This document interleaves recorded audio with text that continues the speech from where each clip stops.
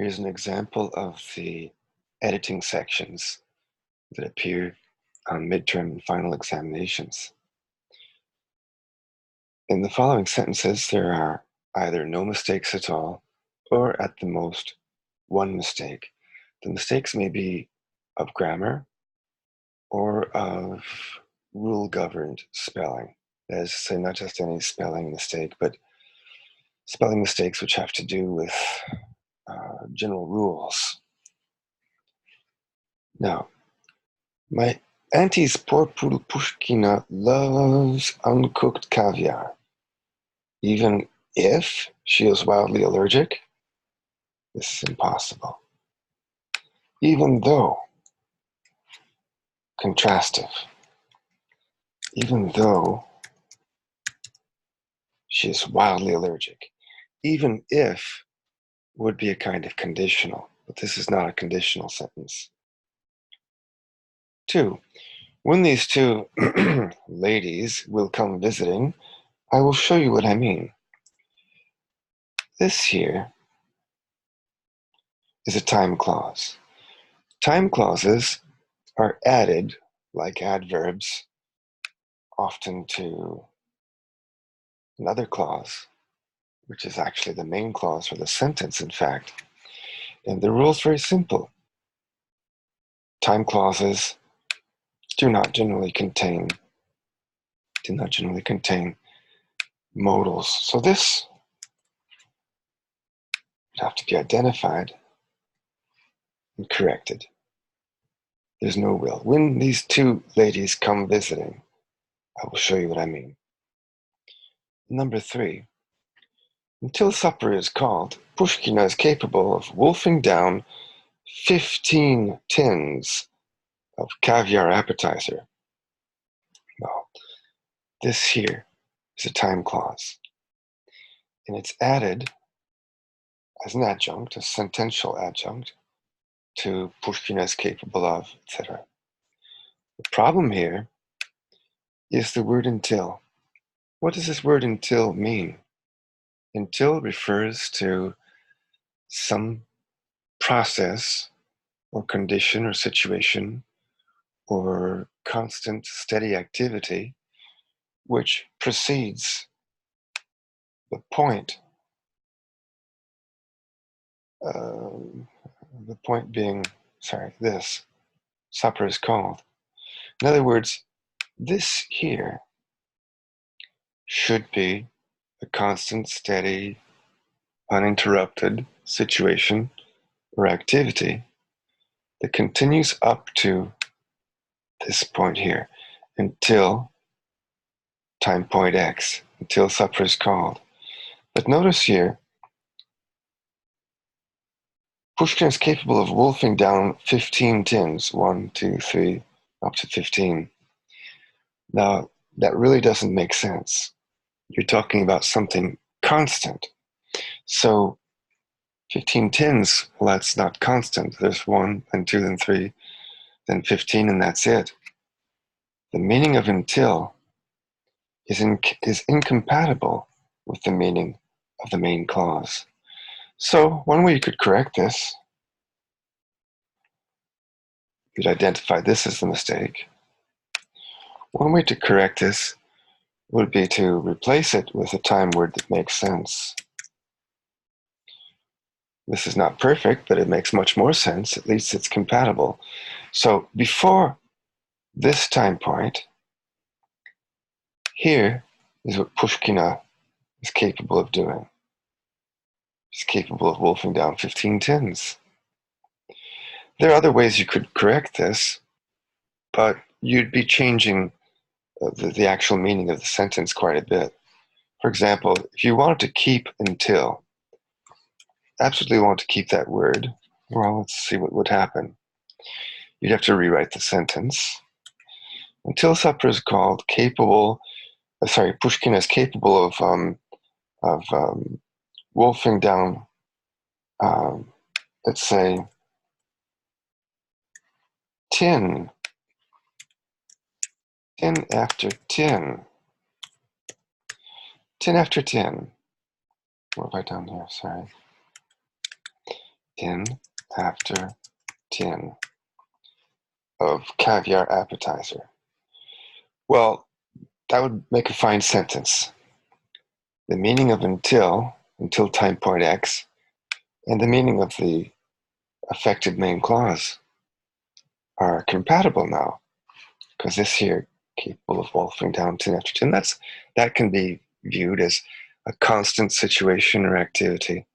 But it does change the meaning of the sentence more radically, which is perhaps not acceptable, especially if your job is to, let's say, correct your boss's letter. Well, you won't want to correct it this way because you're changing the meaning of his sentence. His or her, that was a generic he, okay? Now, how about number 4? Since Antti immigrated from Lithuania, Pushkina is eating more caviar than ever. Here's the time phrase. Since time X, time point X. Now that's a time phrase headed by since, the time word since. There's a simple rule for that. The main clause that's affected by a time clause headed by since must contain the present perfect or the present perfect progressive. So this conjugation here is the present progressive. You need the present perfect progressive or the present perfect. In other words, this here is unacceptable, except of course in YouTube and other places, American movies, but you can't imitate that. In book English, that is not acceptable. You have to put one of those two corrections out of the 12 out of the 12 possible slots in the 3x4 matrix conjugations. Only those two are possible.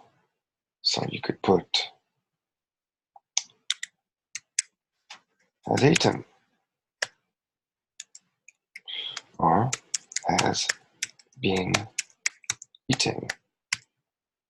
Careful, these two don't mean the same thing. That's another story. How are they different? But they are both possible. So since Antti immigrated from Lithuania, Pushkina has eaten or has been eating more caviar than ever.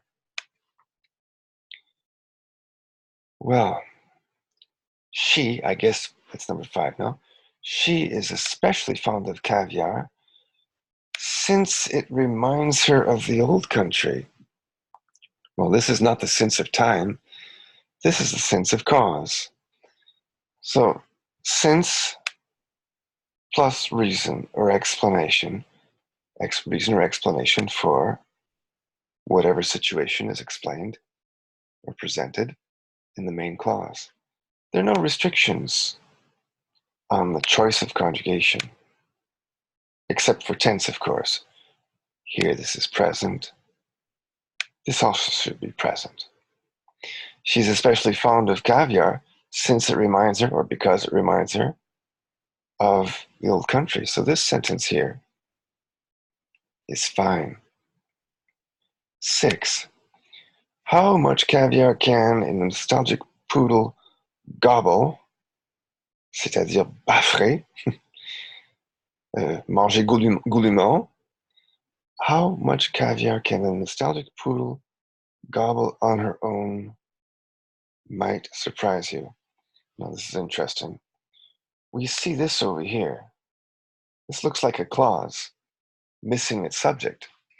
Well, if we think about it a bit, we realize that all of this here is the subject. The subject of might surprise you. All of this is the subject of might surprise you. Well, what is this monster? All of this here, how much caviar, etc., is what we call a noun clause. A noun clause is like a question, except that it does not have question syntax. Questions have their own special syntax. the subject and the auxiliary or the modal auxiliary are inverted. Where are they? Here's the modal auxiliary. The modal auxiliary of gobble. Now, in a noun clause, we don't have that inversion. What I had before was inversion. How much caviar, sorry, not there. How much caviar can a nostalgic poodle gobble on her own? All of that would be a question. With inversion, see? A nostalgic poodle is the subject of gobble, and the modal auxiliary can comes before it. That's the syntax characteristic of a question. But we don't have that syntax for noun clauses. A noun clause is like a question, but without that inversion, that syntactic inversion. So I've put it in the order that it should be in. How much caviar a nostalgic poodle can gobble on her own? All of that entire clause is the subject of. Might surprise you. How about number 7? While I do admit that the caviar is yummy, is it really healthy for poodles? Well, that's a fine question. This here is a concessive clause. While I, admitting that or supposing that I admit this, is caviar, that's it here, is caviar really healthy for poodles? Well, I just said the correction, actually, because the problem is right here. In English, when I say the caviar, that means that you, the listener or the reader, are supposed to know which caviar I'm talking about. So this is in contrast, sharp contrast with French. The definite article in French, le caviar, does not automatically signal in your brains a reference to some specific caviar. It doesn't. In English, it does.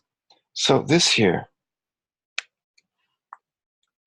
must be removed because we're speaking of caviar generally.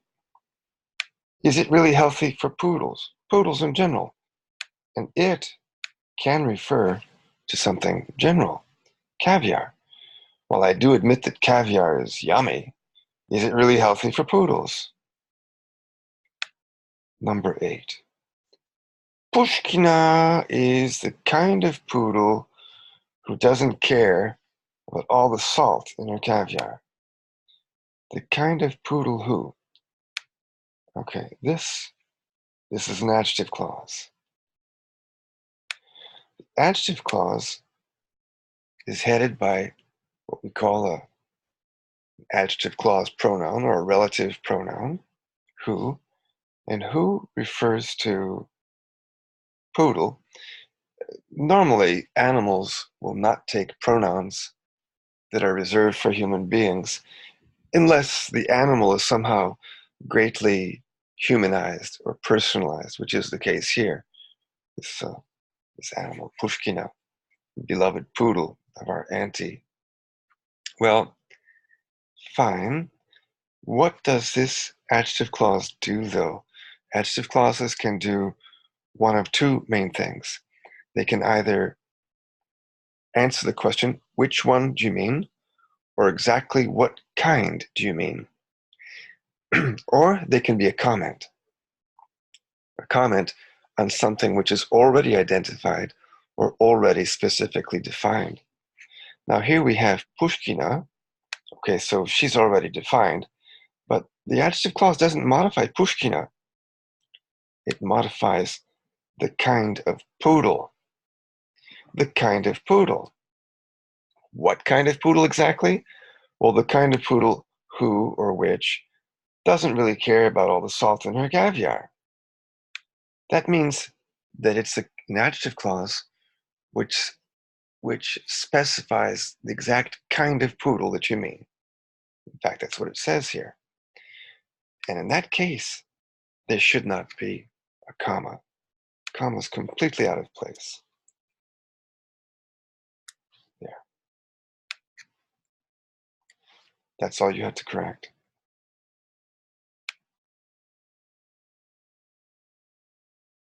So, number 9, she simply gobbles down any and all caviar that is there, which worries her vet. Now, this is interesting. Here's an adjective clause. An adjective clause can modify, identify, specify a preceding noun. Look, there is no preceding noun, no immediately preceding noun. Or it can act as a comment on the preceding noun, of which there is none, or it can act as a comment on the previous idea, usually the previous clause or clauses, as in this case. Whenever an adjective clause serves as a comment on the preceding material, there absolutely must be two things. One, the comma must be there, and two, the WH word must be there. In other words, THAT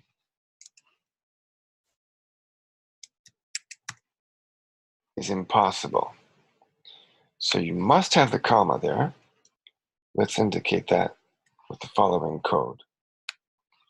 If you remember this code, it means asterisk, wrong, parentheses, optional. In other words, this symbolism here simply means that the comma is not optional. It's obligatory. You cannot drop this comma.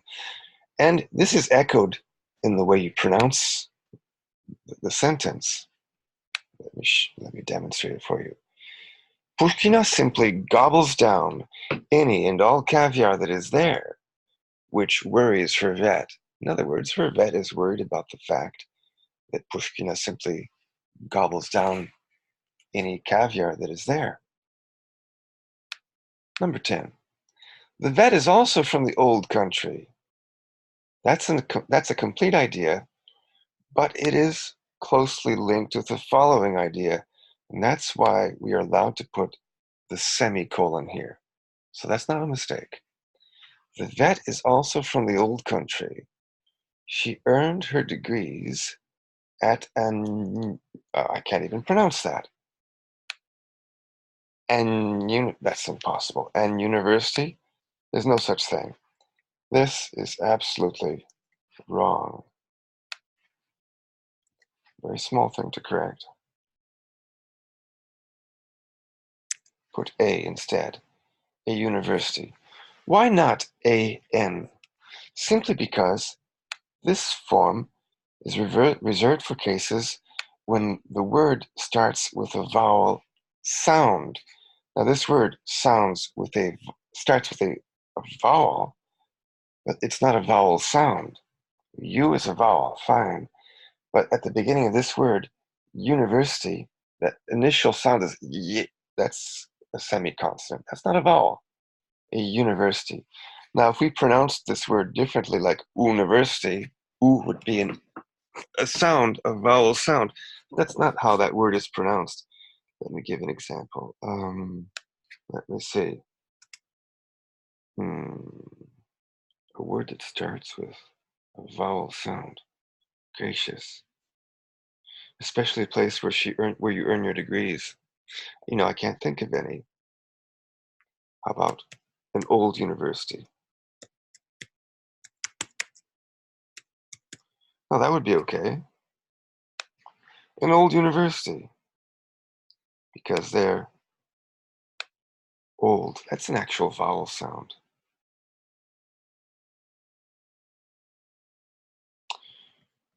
Number 11. The vet observed that Pushkina can consume vast quantities of briny, that is to say, very salty, caviar with no affect on her liver. Oh, well, this is a frequent mistake. Affect is a verb.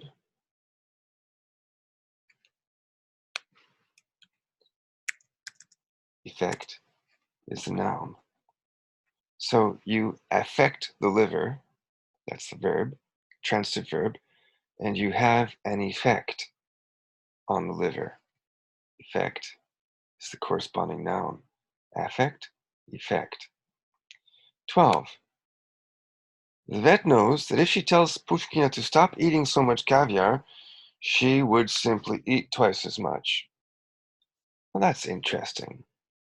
The vet knows that, so all of this is a noun clause.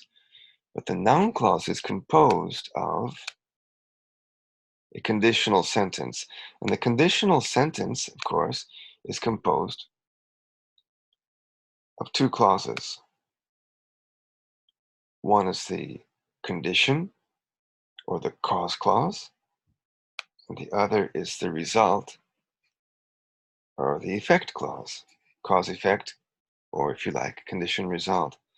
Now, one rule about these clauses and sentences is that both clauses must be real conditionals, or both clauses must be non-real.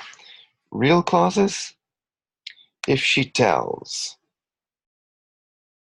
has to be non-past, or we call it usually the generic present.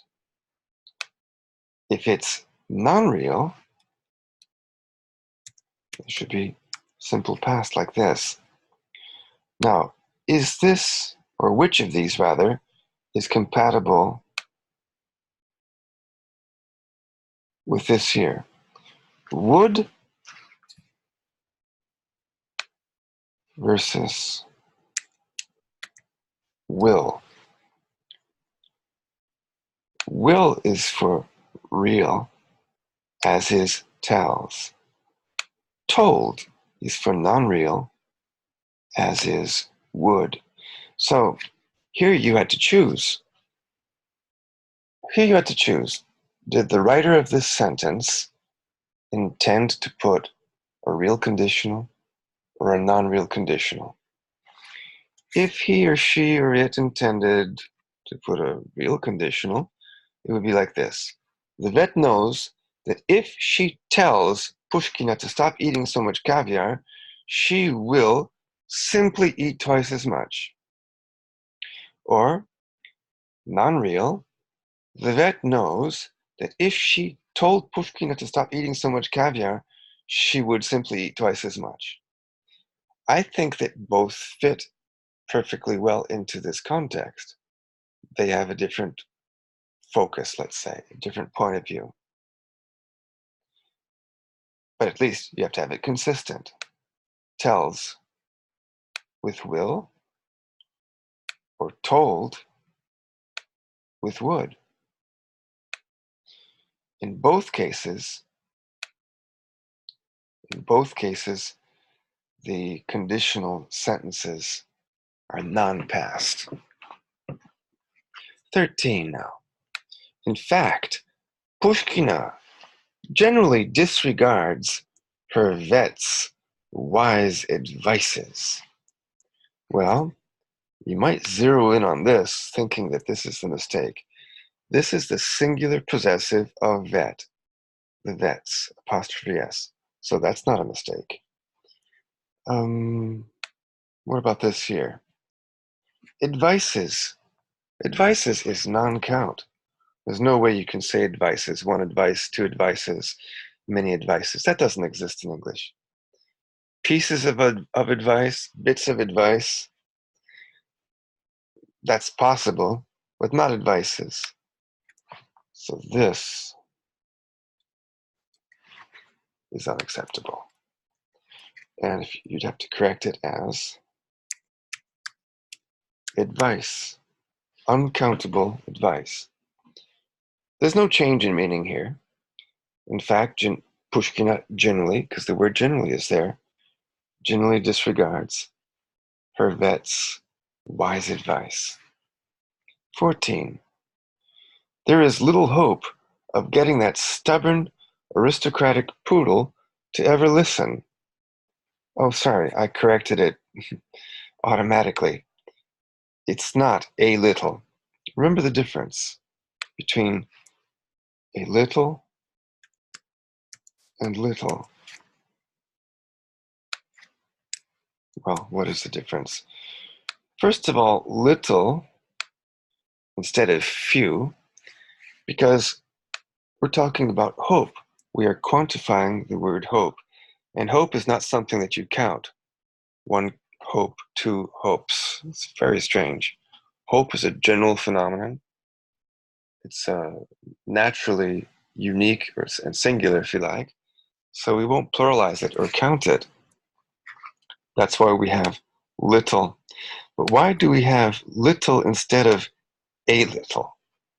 Remember how this works. A little, that means not much, but enough. Something is still possible. Something positive can still happen. But little with no article, that means not enough. A small amount, which is too small. So there is not enough hope. There's not enough hope, implying that that stubborn aristocratic poodle will never indeed listen. So there is little hope, practically no hope, not enough hope. 15. Besides. Besides. Why not beside? Well, beside means one thing, and besides means something slightly different. Besides is the form that we usually attach to a sentence. This clause here. These two clauses, in fact. So the mistake's not there. Most poodles' owners don't spoil them the way Auntie spoils Pushkina. Well, all right, let's think about that. Most poodles' owners. Well, you have at least two ways of fixing this, because this is definitely wrong. Poodles' owners, that's a singular possessive. And you have the word most, which implies plural. We could have most poodles, plural possessive. We could do that. But you know something? We prefer to put a compound here, like this. Poodle owners. Okay, let me go through that quickly again. This here is a compound, poodle and owner, giving you the pronunciation poodle owners. And in accordance with the toothbrush principle, remember the toothbrush principle. We don't say the teeth brush, right? We say the toothbrush. Well, in a compound, this element here will usually be in its simplest form, in this case, a singular. We could also have poodles owners. Notice the difference in pronunciation. This is now a kind of a modifier. It's a noun, a plural noun, in the possessive form. Poodles and poodles. You see, it's pronounced the same. But in the construction, of course, it's poodles owners. Most poodles owners. Or most poodle owners. I prefer this form here, the compound, because you're speaking very generally. How about 16? When Auntie was in the hospital for a heart transplant, Pushkina didn't even know how to flush the toilet by herself. Ugh, silly dog. Well, it's a very, very small mistake. Auntie evidently was a patient staying in the hospital because heart surgery, especially a heart transplant, is not the sort of thing that you do in the emergency room. It's not the sort of thing you do in the day clinic. It's the sort of thing you do, it's conditioned rather by the patient staying in the hospital for the duration. And when you have that meaning, this here becomes a problem. I don't know if you remember this rule. I'll remind you quickly. In the hospital simply means located in that place. When Auntie was in the hospital, it simply means when she was in that building, inside that building, for whatever reason. Perhaps as a visitor, who knows? In jail, that means as a prisoner. In the jail simply means present in the jail for some reason. In the jail, in the prison, in jail, in prison. In court, in the court, or in the courtroom. Being involved in a court case, or simply being present as a witness of the court case. What's another one? Oh, in class. That means you're taking the class. Class is being taught. So the student can be in class, the teacher can be in class. In the class means something much more basic about location. There are a couple of other ones. Let me see now. In church, participating in a church service. In the church, maybe for some reason located inside that place. You could be an electrician doing repairs in the church, not in church, sorry, in the church, You're simply located there. What's another one now? Oh, I just thought I'd mention this. Muslim people speaking English in Canada and United States are starting to say in mosque instead of in the mosque. In mosque for prayer. In the mosque, well, simply located in that place, inside that place for some reason. Hindus are saying, English-speaking Hindus in the Americas are now saying things like in temple instead of in the temple. In the temple, that would just be location. In temple would mean in some kind of active and participating in some kind of service. Similarly, the Sikhs have gurudwaras. So English-speaking Sikhs are now saying things like, he is in Gurudwara, meaning he's in service there, the service that is being held in that place. In the Gurudwara means in that place. So when Auntie was in the hospital for a heart transplant, that's an obvious glitch, which we can simply fix like this. That's it. 17. Well, in all fairness, she figured out how to flush. She is Pushkin, I guess. By the time Auntie had come home. Now this is actually pretty serious. Notice the time phrase. By the time Auntie had come home. And notice that it's headed by the time word by time point X. By means when you look back at what happened before from time point X, it's retrospective. So the point from which you're looking back is this point, Auntie coming back home. That's the event, or the point from which one is being told to look back. Now see the verbs? Figured out, simple past, had come, past perfect. Now, remember that when we have this arrangement of clauses with a verb in each clause, you see, and there's a relationship between the two events indicated by each verb, a relationship in time, usually in time. The first one can be in a compound tense, and the second one in a simple tense. So which was first and which was second here? The figuring out versus the coming home. Which was first? Which is first? First this and then that? Or first this and then this? Well, you realize that what the sentence is saying is that before Auntie came home, Pushkina did figure out how to flush the toilet by herself. So that would mean that this, which is in the past perfect, should not be.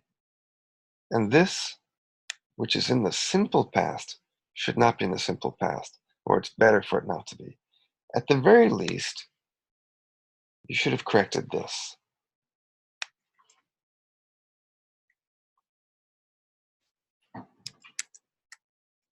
That gives us Pushkina figured out how to flush by the time Auntie came home. That's not really that good, but it's okay. I would accept that. You could have, in that case, before, which would make it better. Both by and before would be acceptable, but before would be better if you had it as figured out and came home. Ideally, however, you would keep the by phrase because it indicates something very strong. It means that Pushkina was probably making efforts to learn how to flush the toilet by herself before Auntie came home. So that's part of the meaning of by. By time x means no later than at time point x, and preferably sometime before. So we would prefer to fix this. I'm going to say that this is acceptable. That's the meaning of the question mark. But let's put the best form.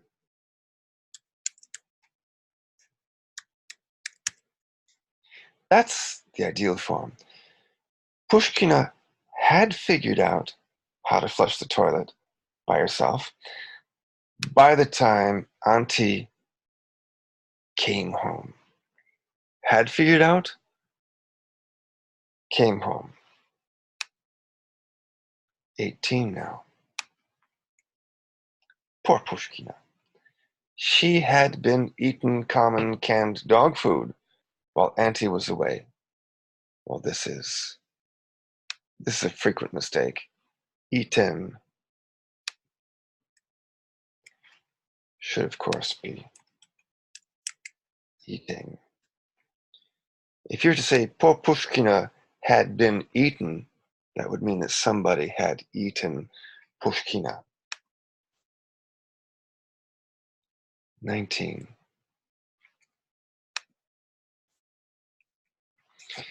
She, Pushkina, ate no more than 3 or 4 cans of that horrid, worthless garbage until Auntie resumed feeding her. Well, this here is the time phrase. The time phrase is headed by until. Remember that the time word until time point x, is only compatible with some situation or activity that continues up to that point, time point x. It's not countable. A situation which is steady or continuous is not countable. And look here. Here you have counting 3 or 4 cans. I don't know how you could rewrite all of this to make it compatible with this. I don't believe that the sentence could be, the main clause could be rewritten to make it compatible with the meaning imposed by the time phrase with until. So I would say, correct the time phrase. Until is incompatible with the main clause. Before is perfectly compatible. So first, Pushkina ate 3 or 4 cans of that stuff. Then Auntie resumed feeding her. 20 is tricky. Even though Auntie never needs to go away again, she will get a proper cook to take care of her darling Pushkina, even though is contrastive. That would mean that these two clauses are in contrast with each other. Well, that's a bit odd in this context, but it's possible. So I accept it. But I would prefer that this be understood as a conditional. So even if Auntie never needs to go away again, she will get a licensed cook for Pushkina. Even if that's the clause of causation, or the condition clause, she will get, that's the result clause or the effect clause.